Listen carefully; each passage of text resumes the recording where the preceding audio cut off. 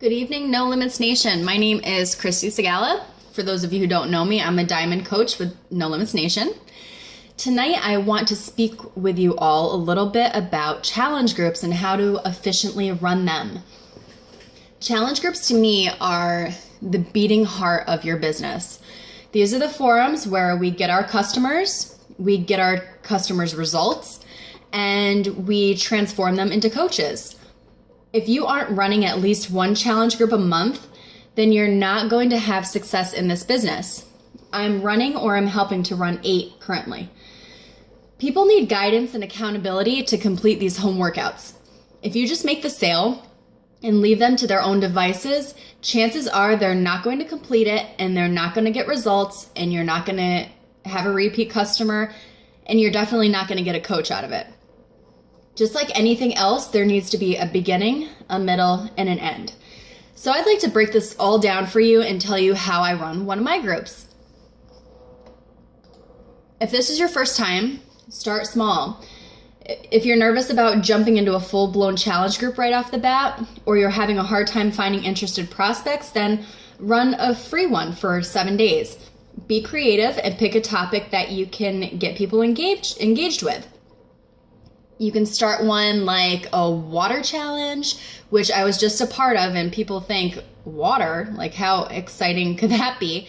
But actually, my coach and friend Kylie, she ran one, and she's like the queen of water infusion, and it was awesome. There was so much information, and everybody was participating, and it was really great.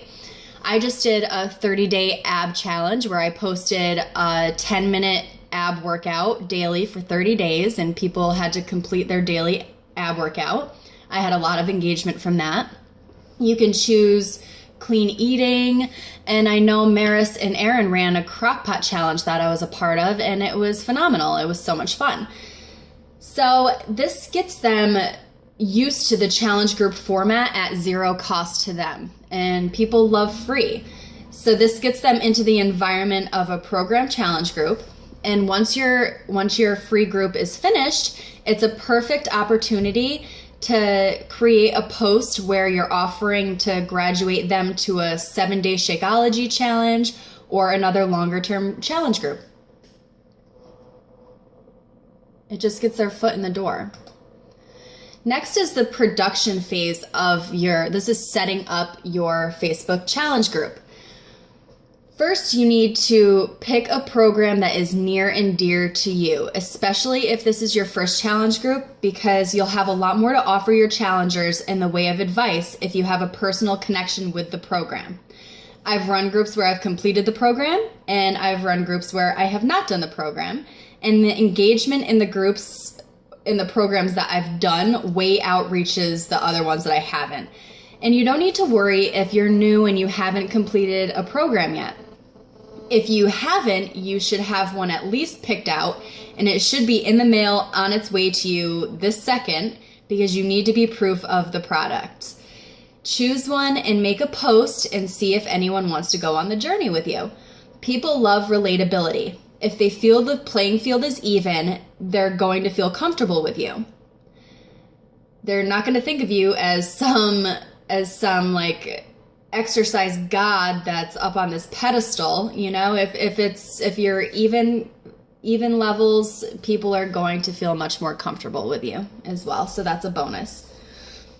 Next, you're going to pick a date for the formal start, which I try to do like 3 weeks from the date of my status, and I always start on a Monday.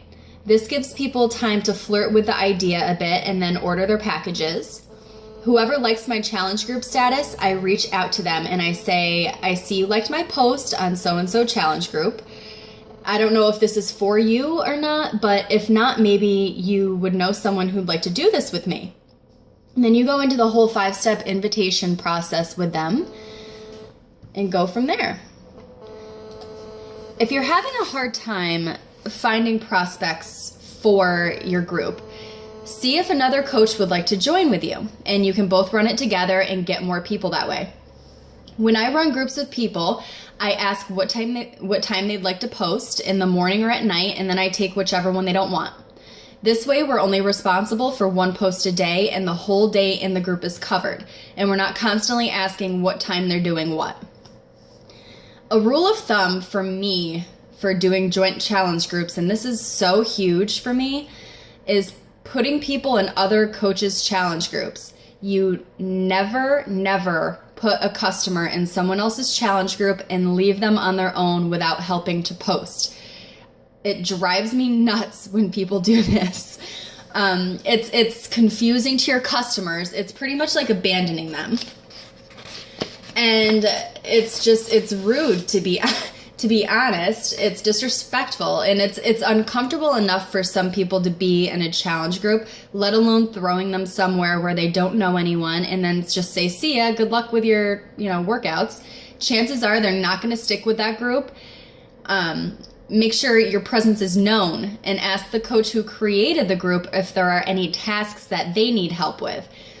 Because they don't need to be taking care of your customers. They have their own stuff to worry about. And it's very rude to just put people, expect them to do that and just put people in others' groups and then go MIA. So check in weekly with that customer personally and see how they're doing. It's just common courtesy. So I could speak forever about that because it's one of my pet peeves. Once I've gotten at least 3 challengers, I create my Facebook group. Always put a nice cover photo on it and make a description to make it 100% complete. You want to make it look professional and colorful so it's appealing every time your challengers go in and read and post. I use what's called Canva app to do my cover photos because in that program, it ensures that the photo is going to fit. It looks really tacky if you use a poor quality cover where Autumn's head is like halfway cut off and the text is like halfway cut off. It's just not pretty. So to do Canva, this is free, by the way, create a design, Facebook cover.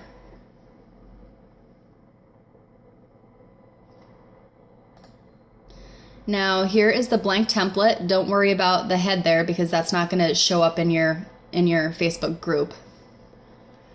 And what you do is like Google 21 Day Fix banners or T25 banners. It needs to be a banner.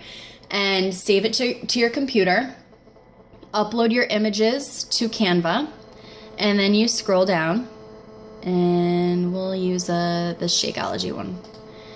Click on it. And then you just drag it and make it fit in the box. And it's very simple. And I also use Canva to do my personal page cover photo where I, do multiple pictures in here to make a collage. It's the best app, in my opinion, to do that. So that's simple. And then you're going to add your description. And those are the only 2 things you need to set up your Facebook group to make it 100% complete. I just add something that says, welcome to our group and congrats on taking the first step in creating a healthy lifestyle for yourself. This is a private forum where we will be sharing successes, failures, recipes, motivation, and to keep us on track throughout the program.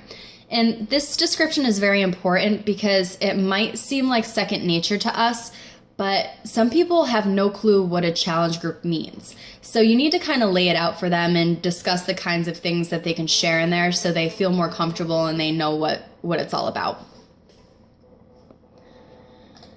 Next, this is a very important step, is challenge group weekly guides.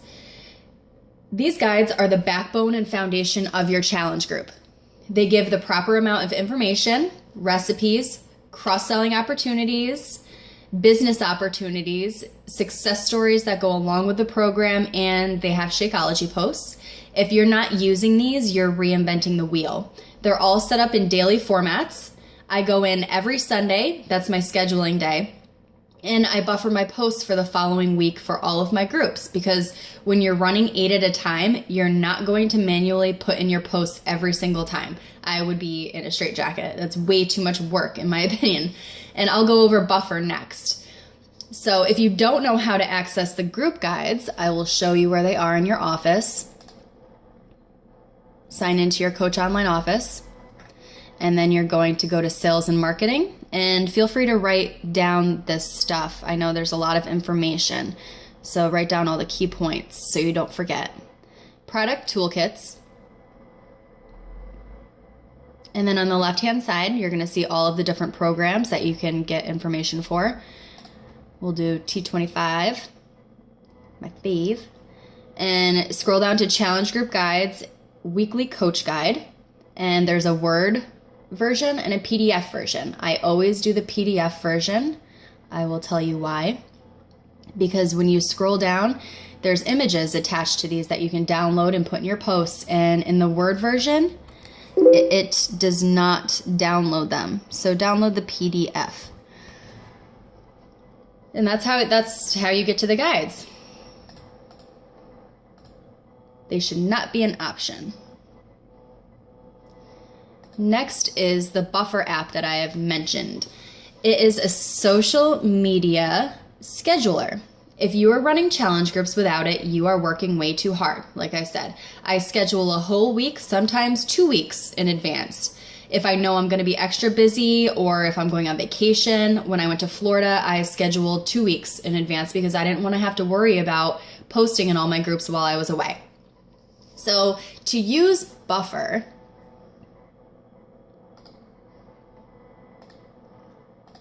here's the account, what it looks like. You can get the free version, but you're only allowed to post into one group with the free version. I have a business plan, which is like $90 a year. You can pay monthly or you can pay all at once, and you're allowed to post in 10 different groups. So I think this is the perfect plan to have. So what you do, like I said, I go in on Sundays and I get all my guides downloaded for all my groups. Go in and I download all the pictures first. Save. And then you're going to hit back and it'll bring you back to the guide. And since every time you go back, it brings you right to the top. If you're down in like week 7, it's really annoying to have to scroll down every single time. So I just download all the photos first to get it out of the way. And then what you do is learn how to highlight, copy, go into your Buffer account, and what you will do is choose which group you want to post to. You can do multiple, but for this one, I'm just going to do T25. Paste the wording that you copied from the guide. Click on the little camera and you're gonna scroll down to your photo. Double click and it downloads right there. And next you add it to the queue. Hit the down arrow. You can share it next, you can share it now, or you can schedule. You can pick the date and the time and you hit schedule and that's it. It adds it to your feed. So yeah, Buffer app is amazing. And if you want any more information, I will gladly help you set up an account. Make it snazzy. I always try to use photos in my posts because it's eye-catching. I know if someone posts words only in a challenge group, I scroll right past it and I think it's really boring. This is your forum. You need to make it appealing visually and grab people's attention. We're not in their living rooms, so we need to make our challenge groups an exciting and vibrant place to visit where they're going to want to check in daily.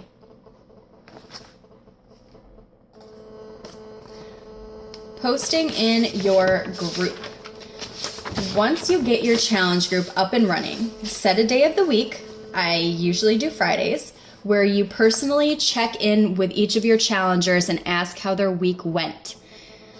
To message people in your group, if you don't know how to do it, I will show you.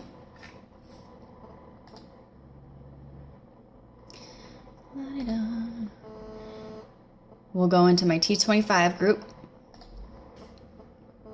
And on the right-hand side, underneath members, message, and up pops everybody who is in your group. So you just highlight whoever you want to talk to and start the chat. Messaging people once a week makes them feel special and cared for. And when you reach out to them personally, you're going to be able to maybe help them with issues that they have that they'd rather not post publicly in the group. This is where you can also start planting seeds about the coaching opportunity by telling certain people that have potential that you're loving their posts, that they're sharing, and even hand out little responsibilities to them to show them that running a group isn't scary. And this puts them into the driver's seat by asking them to post a recipe for the day or a quote. Say, hey, Sally, I'm really busy today and I have a lot of meetings. Do you think you could share a recipe with the group for me? That kind of thing. And they love being put in a power position, and it boosts their confidence and shows them that they can do this. You need to make sure that you're posting in your group daily.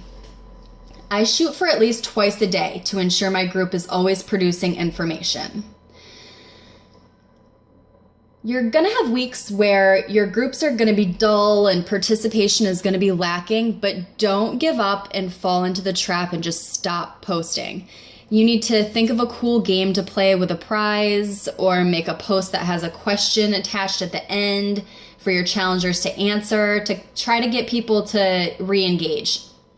I have a 21-day fix group going right now that's not doing very well, partially because I've never done the full program, I think. I've done the workouts, but I've never done the meal plan. So, but you know what? I'm posting every single day still to an empty room because I know there's a couple people in there that aren't posting, but it doesn't mean that they're not reading my motivation and seeing my workout pics.